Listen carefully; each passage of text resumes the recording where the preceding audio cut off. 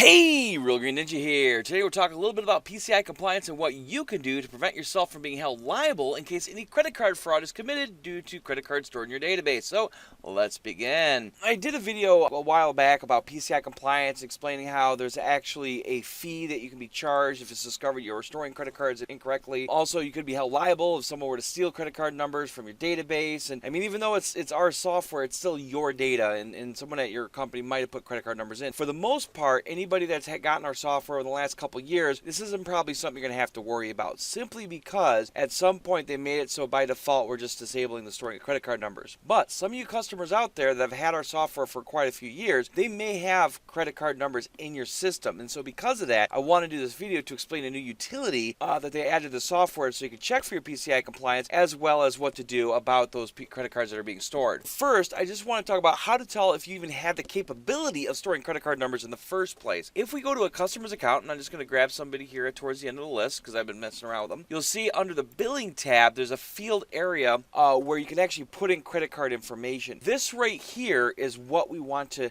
get rid of as far as not being able to see what those numbers and stuff are. If you are a CAW customer, you can call and talk to CAW and they can assist you with getting those credit cards moved from this field here into the CAW registration if you're using one of our 3 credit card processors. So that's very, very important. This right here is information you should not be storing in the database itself. It should actually be stored on the CAW side of things, which is actually encrypted and stored at a bank. To get rid of the fields, what we can do is we can go to Data, Company Parameters, General Setup, and then under Miscellaneous, there's actually a checkbox that says Disable Storing of Credit Card Numbers. Now, the thing is, though, is you might need this credit card information to charge your customers. So before you get rid of the fields and get rid of all that, what we want to do is we might want to actually run a report. So if we go to Reports, History, there's actually a Production by Credit Card Billing Type report. This report will let you go through the software and find accounts that have credit card for the billing type of a produced service. Because again, it's a possibility that those people might have credit card numbers in the system under the billing tab. So when we run this report, what we want to do is we want to look for people that have the billing type of credit card on the service. Again, these are more likely the people that are probably going to be charged to credit cards because you have the numbers in the system. We want to move them over to CAW. We'll select our service date range. You might do year to date. We're not going to worry about unpaid only because again, we want to find as much people as we can. We're including service installments, and then we're going to preview this list. Now, to make things a little easier, because you might have a customer that has multiple services, we can go to Options and tell it to print only simple customer list. We click OK, do a preview here, and it's going to show you everyone in the system that has a credit card billing type on their produced service. This is the case and you've been using the credit card number storing just to check it. Once we run the report, we can even then export it out to the customer search screen. So if you click on that and we click OK,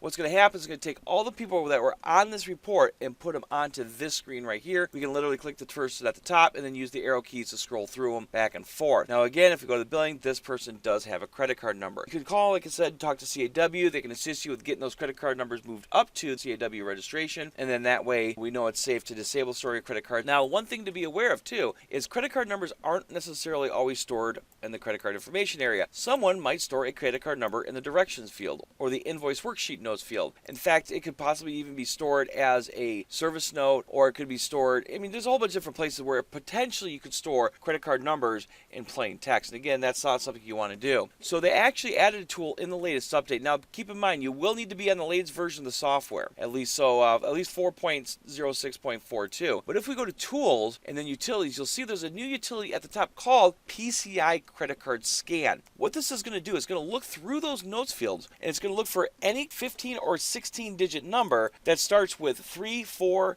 5, or 6. Those are usually credit card type numbers. Now, again, it's possible you might have numbers in there, so just be aware. You know, again, it's looking for 15 or 16 digit numbers with 3, 4, 5, 6. When we run the utility, it'll take a few moments to run.